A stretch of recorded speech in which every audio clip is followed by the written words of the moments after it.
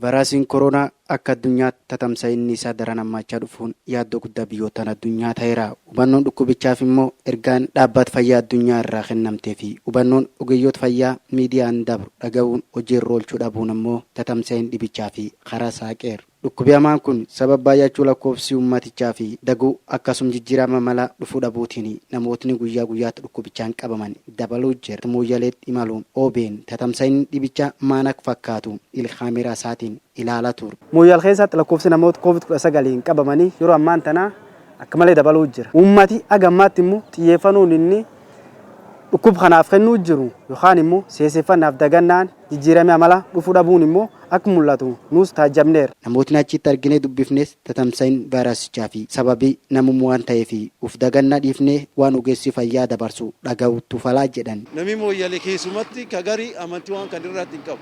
Yoo ta'u waan kanettuun rabbiin nu eegaadha. Garuu itti himuu jirri barsiisuu jirri. Namni koronaan jiruyyuu jedhee murteesse. Garuu dhibeen hin banne hin jira. Ani koronaa irraa of eeguutti hin jiru nafti itti yaayyuu. Amma ani waan kana namni mooyyale kun waa balaal. Yaadi mooyyale kun yaadi nama akkak.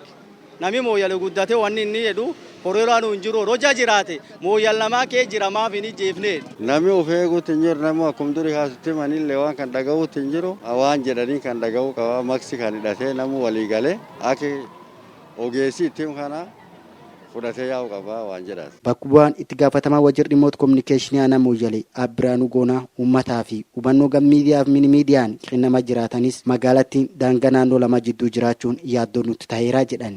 Tokkoon akkaataa ittiin maskii hidhachuu danda'an, akkaataa harka ittiin dhiqachuu danda'an, akkaataa waan kan irraan ofii ittisuu danda'an hundinuu qabsiisnee hubannoo haga danda'ame nama argatee ture jechuudha. Ab Ali Galgaloo hojii geggeessaa hospitaala Mooyyaleeti. Egaa koronaan dhufee biyya keessa seenee hubatanii arganii nam koronaa qabate fayyee ba'uusaa hubatanii hawaasi sodaan tokkollee keessa dhagama maaskii iyyuu gata. Mootummaan naannoo Oromiyaa cimee to'ii waan jiru kana hojiirra oolchee mootummaan naannoo Sumaalee yoo hojiirra oolchin ammallee hawaasni kun hawaasa wal keessa oolu hawaasa tokko waan ta'eef iyyuu waan deemnu kanaaf galma ga'uun gufuu guddaa qaba jechuudha. Ittaanaan kantiibaa magaalaa Mooyyalee Ab Umar Waaqommoo Keeniyaan daangaa ofii banachuun Mooyyalee vaayirasii koronaa akka saaxilamtu sababa ta'eera isas furuuf waliin hojjechuu jirraa jedhan. Hoteelota irratti ka alkoolii hin fayyadamne, ka maskii hin fayyadamne, ka akkaataa labsiin mootummaa baasii irratti hin fayyadamne akka magaalaa keenyaatti labsii tarkaanfii fudhannee jirra. Warra Keeniyaa gam suniin bulchan suniin daangaa Keeniyaa suniin wal qunnama turre.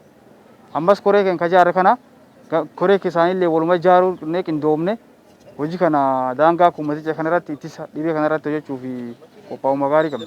Ittaanaan bulchaa Mooyyalee Abbi Galmboruu immoo hojiin ittisa vaayirasichaaf ammas hojii guddaan nu eeggataa jedhan. Daangaan Keeniyaa jidduu jiraatutti malee uummatum tokko uummatum Booranaatti asillee qubataa achillee qubataa namni haati garan jirti ijoolleen isaa jirti jira wal keessa halkaniif guyyaa yaa'uun jira haga barbaadetti dhoowwuuni.